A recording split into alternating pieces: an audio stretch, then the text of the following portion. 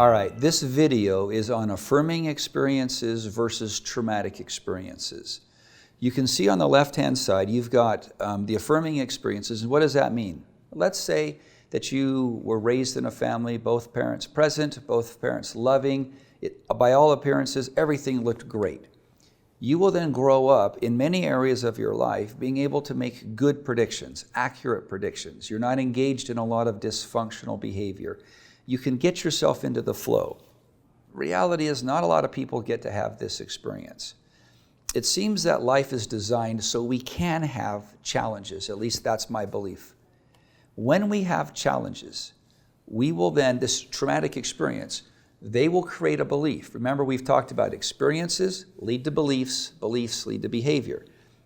So again, a scenario. Let's say you're young and your dad and your mom divorce when you're 2 years old. Okay, you will then create a belief about yourself at that age. We call that an immaculate perception. So let's read the definition of that real quick, just so there's clarity here. And this will be in the models book.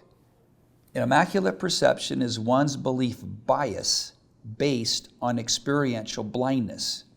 One's immaculate perception is fueled and deepened by confirmation bias. Remember I said at age 2, for example, you're now going to, because you believe it's your fault, you're going to look out to the world into different experiences to see a justification for why you feel you don't have any worth or why you feel it's your fault. You will actually create an environment whereby you can be the victim, so then you can play the role of the persecutor.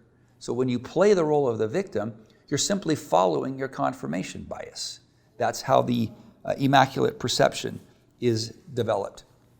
So you have these rough experiences, traumatic for lack of a better word, so you create this belief structure called your immaculate perception. Now what we know is that about 20 to 25% of the population will engage in what's called an exogenous behavior, an addiction.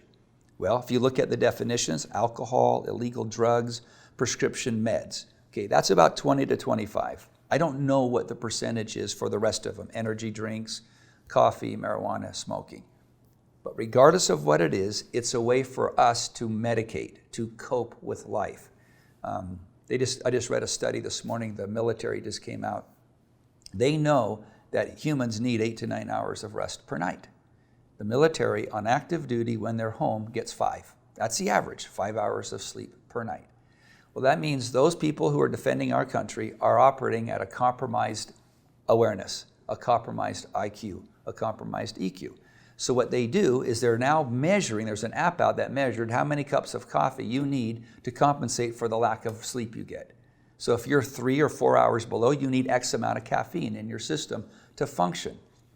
The reality is I'm not recommending that. That's going to catch up with someone. The point being that when you have an immaculate perception about who you are and you see the world through these false narratives, which we've already highlighted at least once, you're going to engage in either an endogenous or an exogenous behavior. Exogenous is the drugs. It's outside in. Somehow I'm going to, etc. Endogenous is what I spend most of my time working with because 100% of us have them. They're behavior addictions. The examples I give here, codependence, radical independence, the drama trap, isolating, anger, sarcasm, passive-aggressive, grudges, and the ubiquitous, I have to be right, or this person has to be right. When we go through life with these false narratives, this is an explanation for why you're acting that way. You haven't processed through these behaviors you're telling yourself, or these beliefs you're telling yourselves, which causes you to behave a certain way.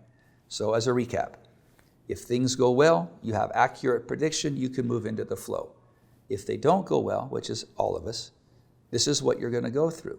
The goal is to start the process back over to accurate prediction. You can have healthy, uplifting experiences, and you can process those that weren't.